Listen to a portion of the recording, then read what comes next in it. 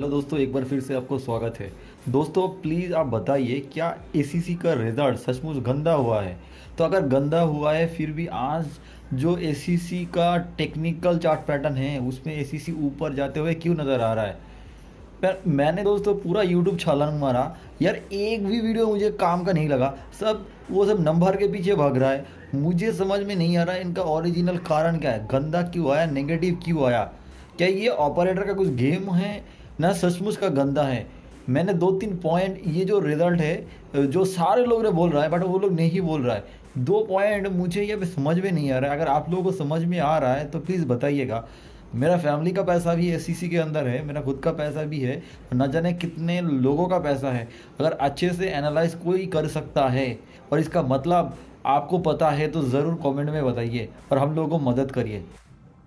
तो दोस्तों हम आ चुका है स्क्रीनर पे। तो यहाँ पे आपको मिलेगा एसीसी का ऑल टाइम अच्छे प्रदर्शन का नमूना। तो दोस्तों जैसे कि आप देख सकते हैं यहाँ पे जो एसीसी का बैलेंस शीट है वो बहुत ही शानदार तरीके से आपको दिखाई दे रहा है। कंपनी के पास फंडामेंटली ज़्यादा कुछ चेंज हुआ नहीं है। हम जानते हैं अदानी ग्रुप ने इसी कंपनी को खरीदा है और उसके बाद जितने सारे उतार चढ़ाव हुआ है वो सब हम जानते हैं। सेल्स में भी सालों साल यहाँ पे इम्प्रूवमेंट भी नज़र आ रहा है।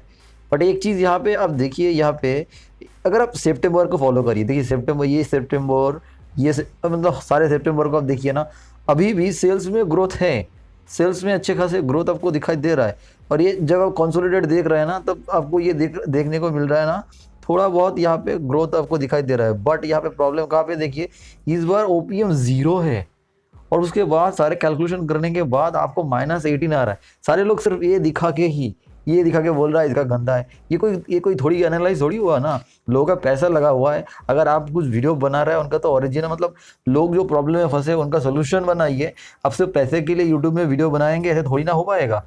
अब मुझे समझ में नहीं आ रहा है। देखिए दोस्तों, ये सिर्फ कंटेंट बनाने के लिए मैं ये नहीं बना रहा हूँ। मुझे क्योंकि यहाँ पे मेरे खुद का बहुत मेहनत का पैसा है, फैमिली का पैसा है। तो देखिए दोस्तों, एक चीज़ मुझे समझ में नहीं आ रहा है यहाँ पे। अगर आप कंपेयर करेंगे तो एक चीज़ एक जगह पे सिर्फ, यानी एक नहीं दो जगह पे यहाँ पे बहुत जंप देखने को मिल रहा है। क्योंकि हर एक कंपनी का यही प्रॉब्लम हुआ है।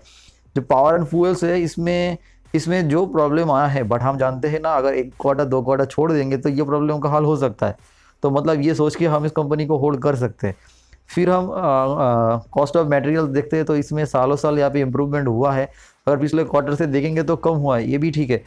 Purchase of stock in trade, ये भी ठीक है। कंपनी ने अगले क्वार्टर के लिए शायद यहाँ पे माल खरीद कर रखा है तो उनके लिए कॉस्ट यहाँ पे डिक्लेयर किया है। शायद अगले क्वार्टर में ये जो है यहाँ से रेवेन्यू आ जाएगा। एक तो क्लियर नहीं हुआ, जितने सारे अदर एक्सपेंस हुआ है इनका पीछे का पूरा रीज़न क्या है, क्योंकि इसमें भी कुछ जंप देखने को मिला है। हालांकि फाइनेंस कॉस्ट में और बाकी सारे जगह पे इतना डिफरेंस देखने को नहीं मिला है। बट एक इम्पॉर्टेंट चीज़ अगर आप यहाँ पे देखेंगे ना, तो दोस्तों जिनके वजह से मुझे लग रहा है टेम्पोररी बेसिस में हो और शायद और कुछ चक्कर में हो, जहाँ यहाँ पे देख सकते हैं ना, नंबर 3 पॉइंट को देखिए। The company with effect from September 16, 2022 has terminated its agreement with Holcim Technology Limited for payment of technology and know-how fees 0.1% eligible net sales। ये एक है। और ये जो टर्मिनेटेड हुआ है ना, मतलब अदानी ग्रुप उनको शायद पैसा नहीं देना चाहते क्योंकि पूरा स्टेक ले लिया है। तो क्या इनके वजह से शेयर में जंप हुआ है? बट क्योंकि एक तरफ से पूरा दिखाई दे रहा है ना, यहाँ पे शेयर में अच्छा परफॉर्मेंस देखने को नहीं मिला, स्पेशली इसी क्वार्टर में। बट हम जानते हैं रेनी सीजन, दूसरे फैक्टर भी होते हैं जो यहाँ पे बहुत सारे सीमेंट कंपनी का जो प्लांट है वो बंद रहते हैं। स्टील फैक्ट्री का भी सेम ही चक्कर होता है क्योंकि उनका रेवेन्यू कम होता है। वो सारे फैक्टर तो पता है, हम लोगों को पता ही था या इस क्वार्टर में रिजल्ट गंदा आएगा और Q3 में अच्छे रिजल्ट आते हैं। बट यहाँ पे इतने मतलब कटिंग हुआ है, वो थोड़ा सा डरने वाली चीज़ है। मुझे पूरा समझ में नहीं आ रहा है। अगर आप लोग बहुत अच्छे से सीमेंट सेक्टर को एनालाइज किया है और अगर आपके रिलेटिव में भी कोई किया है तो ज़रूर बताइएगा इसके पीछे का एक्चुअल कारण है क्या हो रहा है। क्योंकि मैंने यहाँ पे श्री सीमेंट को भी एनालाइज किया था, मतलब देख रहा था तो आप श्री सीमेंट का भी रिजल्ट आज पब्लिश हुआ है, वहाँ पे भी हम देख सकते हैं ओपीएम कम हुआ है, और वहाँ पे जाके भी एक्सपीरियंस को देखेंगे तो मटेरियल कॉस्ट बढ़ा है। मतलब हाँ, हम जानते हैं बहुत सारे फैक्टर यहाँ पे इंक्लूड हो गया था जो मटेरियल को बढ़ाया था, ये मतलब स्पेशली इसी क्वार्टर में क्रूड के चक्कर है, दूसरा रॉ मटेरियल, तो वो एक इशू सारे हर एक सीमेंट सेक्टर में आया था। बट दूसरी तरफ हम ये भी जानते हैं सीमेंट का प्राइस भी बहुत सारे जगह पे बढ़ा था, तो उनका ओपीएम में इतना हिट नहीं होना चाहिए था। तो मतलब समझ में नहीं आ रहा है।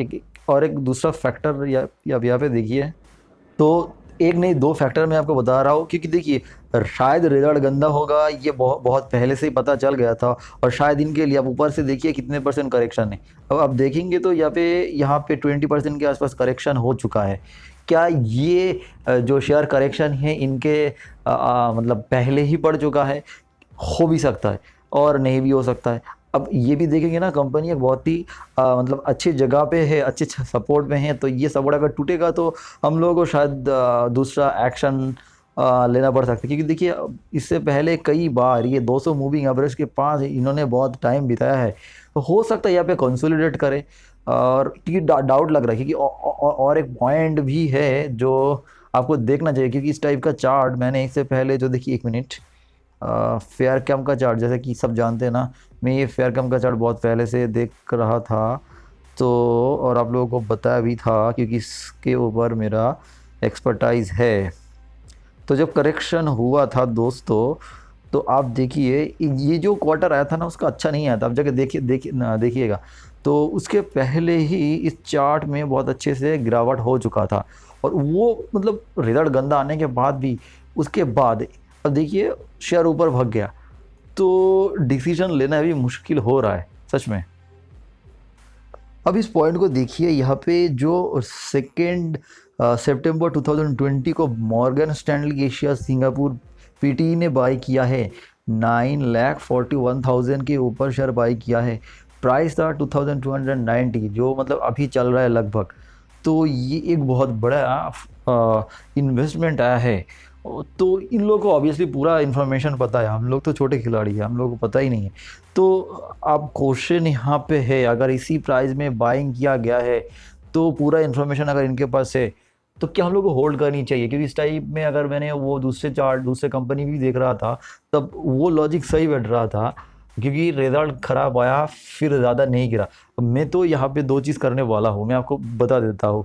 एक मतलब यहाँ से मैं 5 से लेके 7% डाउन तक होल्ड करूँगा, ठीक है। अगर उससे ज़्यादा अगर डाउनफॉल होते हैं तो मैं कटने वाला हूँ, ठीक है। बट अगर यहाँ पे आसपास में यहाँ पे कंसोलिडेट करे नहीं तो ऊपर जाए तो मैं यहाँ पे बैठने वाला हूँ। This is my plan.